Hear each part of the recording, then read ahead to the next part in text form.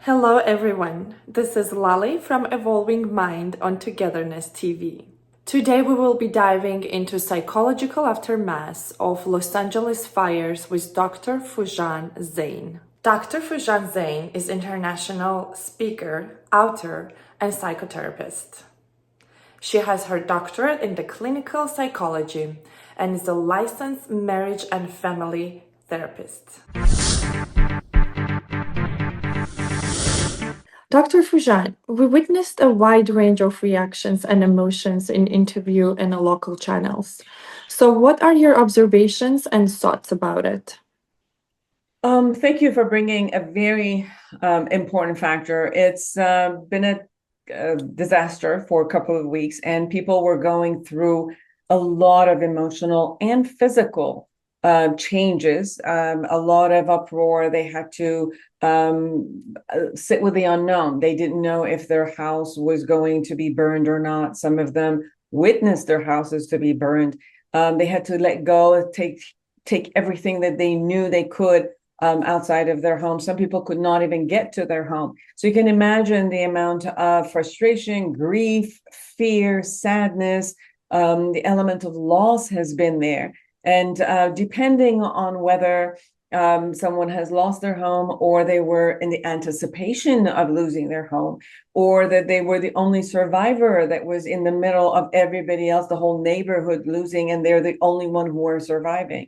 You see all of these different types of emotions that have come up, but mostly it's anger. Some people are still in shock of witnessing their home being gone. I've talked to many of my clients who have had to run out of their home without knowing anything, and they're in hotels or other people's home waiting. They still can't go back home, and they're still wondering whether the winds will come back and their home, which might be still standing, no longer be there. I've had people who are 70s or 80s, they've been living their home for 60 years, 50 years, and they've lost everything that they've had. So there's a shock. There's a lot of rage, Layla, going toward everything, whether it's the natural disaster, whether it's Earth, or whether it's God, or whether it's the politicians, or the mayor, or people, or the rage comes up. And these are part of the cycles of loss that we experience. Some people are still in the kind of bargaining stages. What if this would have happened? What if I did this? And they get angry at themselves. Maybe I should have, bought the better insurance. Maybe I should have left. Maybe I should have sold my house. So a lot of maybes and kind of arguing that if I just could control something, I would not have to face this happening. And a lot of sadness and grief for people who have lost. And, they have to sit and figure out what their rest of their life is going to be. Another concept that has been happening is looking at the difference between different kind of socioeconomic experiences. So someone who maybe this was their second home, their vacation home, or their main home, but they do have the ability and the capacity to rebuild and financially, have families or have places they can go to, hotels. It's a different concept for them where, yes, they go through a lot of loss, but the future is still, although a little bit unknown, but they know that they have the capacity to rebuild. There are many other people who don't have the capacity financially to rebuild. And for them, it's devastating. It's like a whole new life. They have no idea. They're still sitting in the shock and trying to figure out where the next steps are going to be. So those are, again, part of what you will experience: the powerlessness, sometimes the hopelessness, sadness, a lot of rage and anger, sometimes guilt, sometimes remorse. These are all the feelings that are very normal for this time that is coming. You also see the difference between if someone is an adult, they've built their home, they're in a different phase of their life, versus someone who's just new. I have one client who they built their home. They spent so much money of making this home beautiful. They were just married about a year and a half ago. The woman is pregnant. They built this amazing home waiting to deliver and move on. And then their home was completely burnt. So they're sitting in a space of not knowing what to do. So you can imagine this phase of life where you were excited about the next new life and it's gone, it's taken away from you. And then you also have children who are going through a lot of the crisis because they see their parents going through all of this and they can't really figure out what it is. And they look at their family and trying to kind of see what they need to be doing. Some of the children would take too much responsibility on their shoulder while they can't, they're young. And some are just going through the fear and the powerless that is there. So it's important to see that each person, depending on what their life situation is, life phase is, socioeconomic status, all of those are going to go through a different type of experience. This is so devastating to hear, definitely. I feel very, very sorry for all the families and their loss. And what message of support would you like to offer for those who lost their houses and their homes? Absolutely. First of all, I just want to say that you're not alone. We are with you. You have a whole community that is with you and is going to help you rebuild.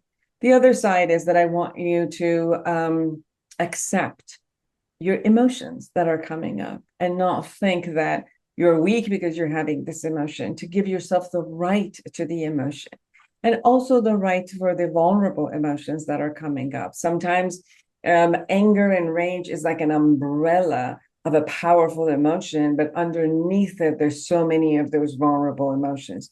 And it's important to also experience and allow yourself to experience the vulnerability versus just sending this into toward anger. Anger can be very much useful in rebuilding, putting that kind of a fire, not to fight, but to rebuild, to create alliances, to get the resources, to move forward.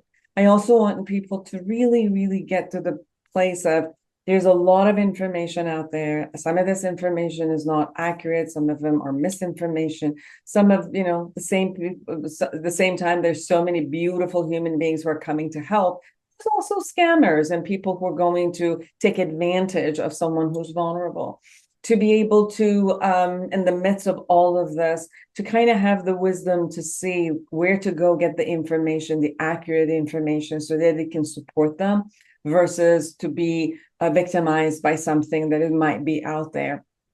So please get resources from anywhere that is credible and that you could trust, not anything that just shows up in social media. I also want to request not to fall into other people's anger and rage. There's a lot of conspiracy theories goes on that people are angry, they lash out at each other in social media. Sometimes it's best to get out of the social media at this point, relax, try to relax and calm yourself as much as you can. Take care of yourself, physically, mentally, emotionally, and your children and people.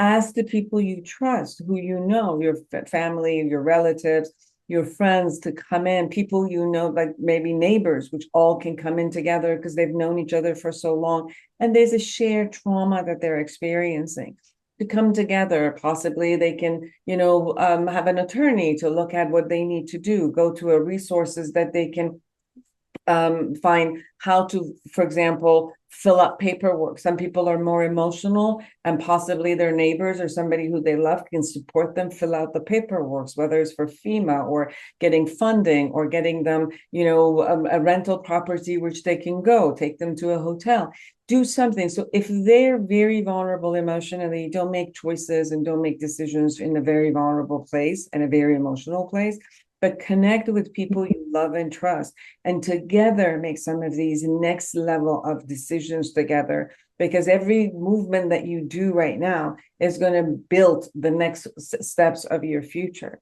For people who are going back into their home, make sure, that it's safe, the toxicity is down, that you could clean up all that you need to do. And if your home can be a sanctuary for your neighbors or some of the people who are going through this is a time we could actually open our hands and really help each other. Yeah, so we have friends who have lost their homes and all their memories. And what would be the helpful things to say to them? And also, what should we avoid saying?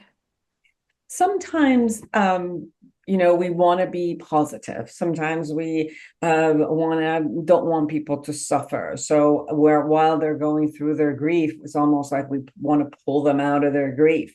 So too much of a positivity at a time that the person is really in a lot of anguish, it might seem as if you're not understanding them, and it might not feel like you're being compassionate.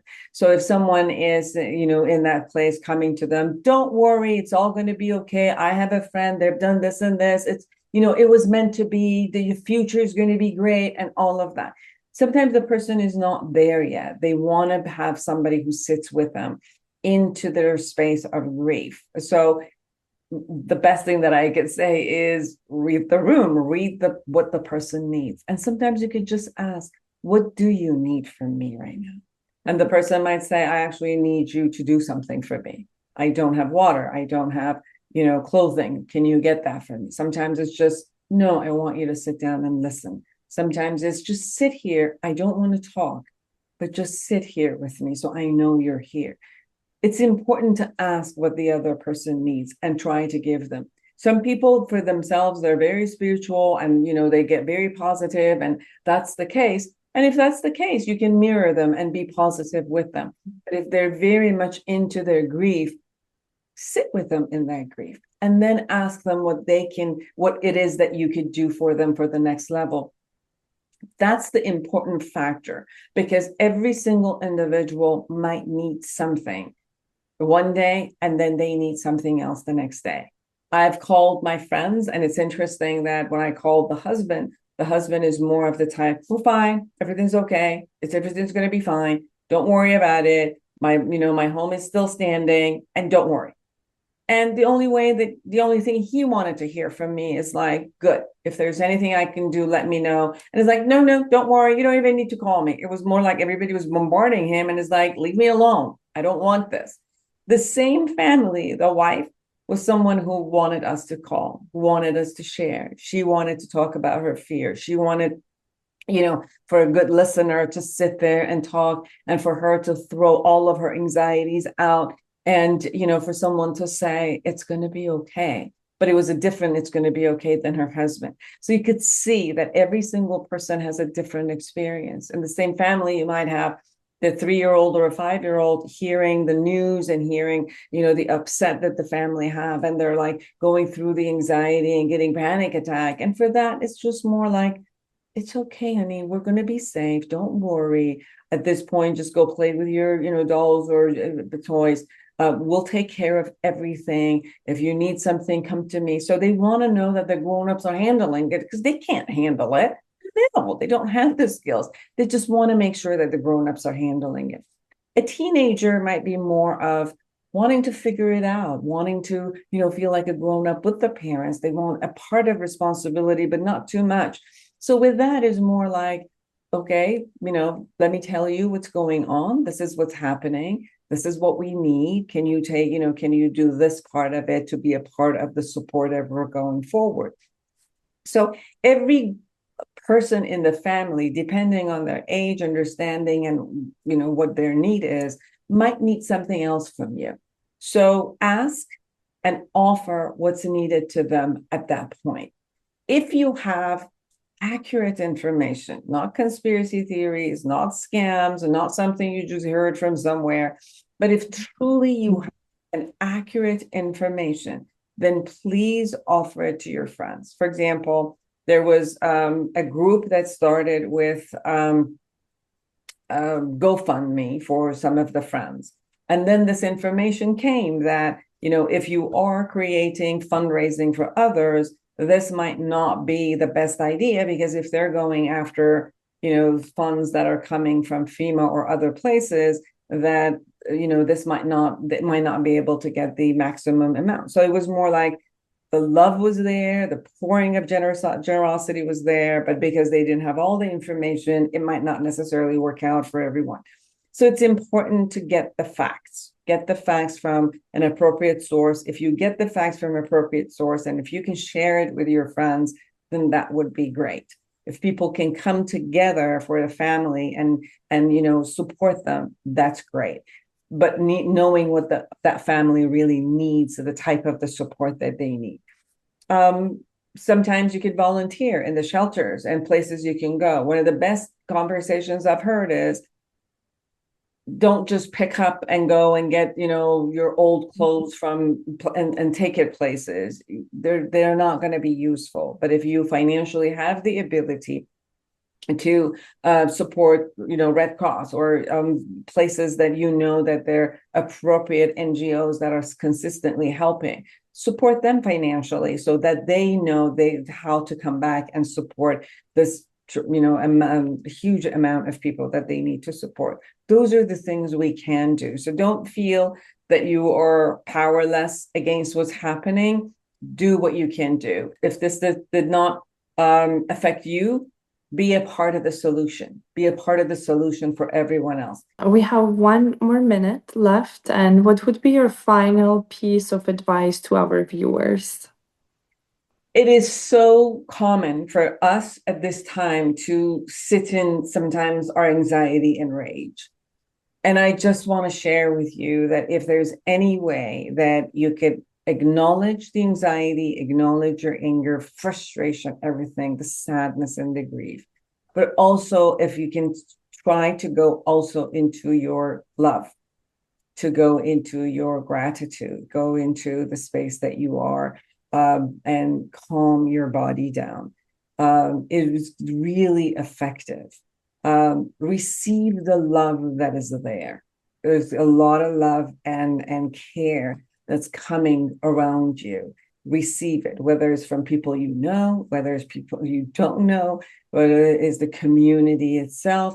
This is the time that because you've lost something, allow yourself to receive the love, or allow yourself to deserve the love that is coming so that you could build and move forward. Going into the space of love and caring and gratitude heals your body, calms you down. And when you are calm, you'll make better decisions for yourself. So that's what I request, although I totally understand, and it's common to have the anxiety and to have the rage and all of that. Sometimes take a break from that intensity of those emotions. Write them down, write everything, because when you're writing, you're releasing. Move, start to walking, do different things with your physical body to let go of some of this stress that your body is going through, and take care of your body. The calmer you can allow yourself, even if it's 5 minutes for the hour, the better decision makings you're going to make for yourself and family.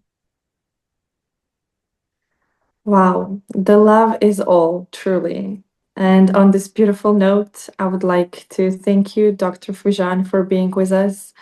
And please stay safe, everyone. Yes, thank you. Thank you, Dr. Foojan Zeine, for sharing your expertise with us today. She is international speaker, educator, and the author of 6 books.